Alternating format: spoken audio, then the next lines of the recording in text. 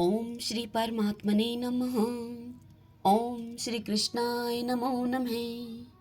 पौष मास महात्म्य अध्याय 8 की कथा सुनेंगे आज। सूत जी कहने लगे, हे तपोधन, भगवान विष्णु और श्री कृष्ण जी के ये वचन सुनकर नारद जी अत्यंत प्रसन्न हुए, परंतु फिर भी प्रश्न करने लगे वे। नारद जी कहने लगे, हे प्रभु, रुक्मणी नाथ जब बैकुंठ को चले गए फिर क्या हुआ, वह सब कृपा करके आप मुझसे कहिए। हरि का वरदान सबके लिए हितकारक है। ऐसे प्रश्न से प्रसन्न होकर श्री नारायण भगवान जगत को आनंद देने के लिए नारद जी से ये वचन बोले। श्री नारायण जी कहने लगे, हे नारद, जब रुक्मणी नाथ भगवान श्री कृष्ण बैकुंठ को चले गए तब उन्होंने अधिक मास को अपने धाम में अपने पास बसाया। वहां बैकुंठ में बसकर अधिक मास अत्यंत आनंद करने लगा और भगवान के साथ क्रीड़ा करने लगा। श्री कृष्ण ने मन से प्रसन्न होकर मलमास को 12 मासों में सबसे श्रेष्ठ कर दिया और सबका प्रिय बना दिया। इस प्रकार भक्त वत्सल भगवान युधिष्ठिर और द्रौपदी को कृपा से देखते हुए अर्जुन से इस प्रकार बोले। भगवान श्री कृष्ण बोले, हे राज सिंह, दुख में डूबे होने के कारण तुमने तपोवन में आए हुए पुरुषोत्तम का आदर नहीं किया और उन वृंदावन चंद्र का प्रिय मांस आपके वन में रहने से अनजाने ही चला गया। भय से दुखित मन वाले भीष्म द्रोण भी नहीं जान पाए और भय के द्वेष से तुमने भी नहीं जाना। वेद व्यास जी से प्राप्त विद्या आराधना में लगे रहे। भयंकर शक्तिशाली अर्जुन इंद्रप्रस्थ गए, पर उसके दुख से दुखित भाग्यवश आप लोगों ने नहीं जाना। अतः अब क्या करना चाहिए? मनुष्य को प्रारब्ध भोग अवश्य भोगना पड़ता है। मनुष्य प्रारब्ध से ही सुख, दुख, भय और आनंद को प्राप्त होता है।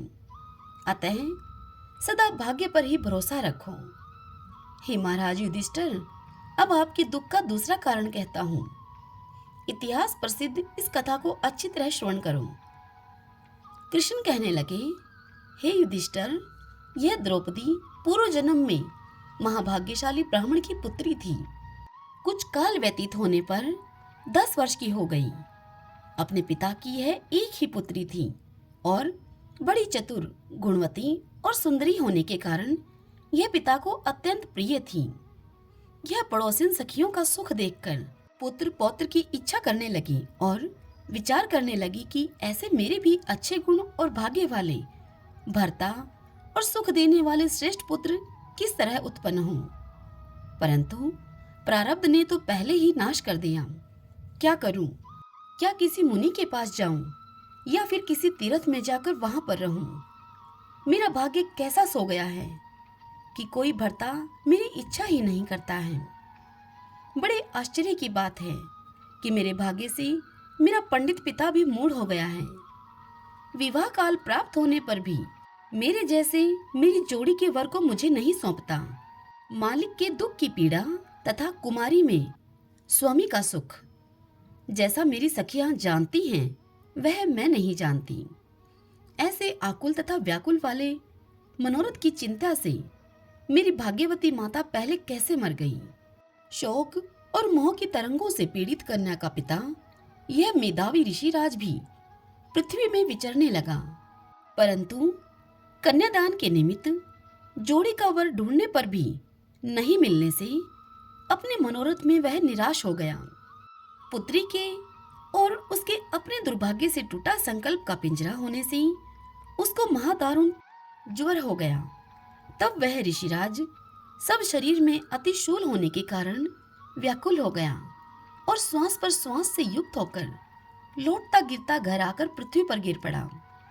जैसे मदिरापान करने की मूर्छा को प्राप्त हो जाता है मनुष्य, ठीक वैसे ही तत्पश्चात उसने अपनी पुत्री का स्मरण किया। जब तक पुत्री भय से व्याकुल होकर अपने पिता के पास आई, तब तक वह मरने के सदृश हो गया।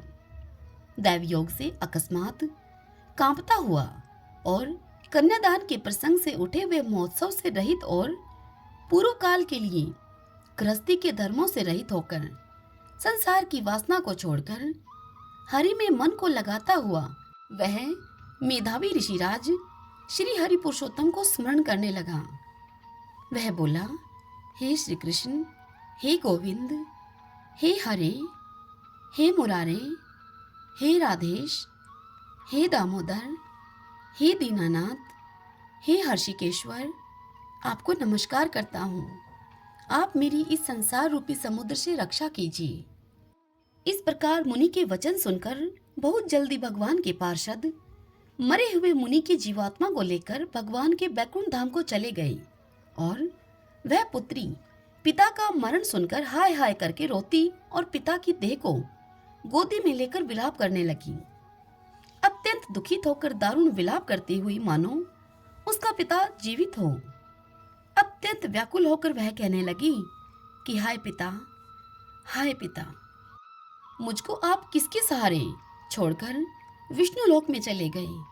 हे तात, अब मैं बिना पिता के किसके सहारे रहूंगी।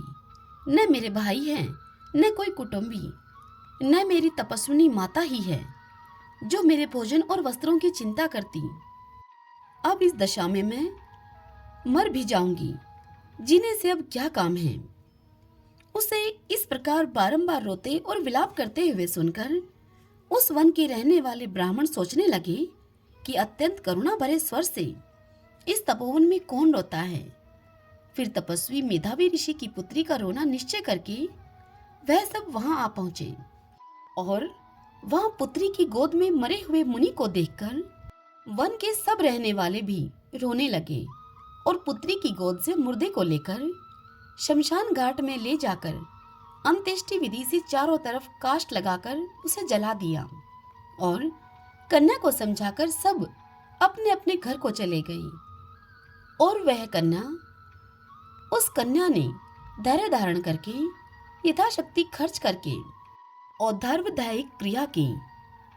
हरि ओम तत्सत। ओम नमो नारायण। ओम नमो नारायण।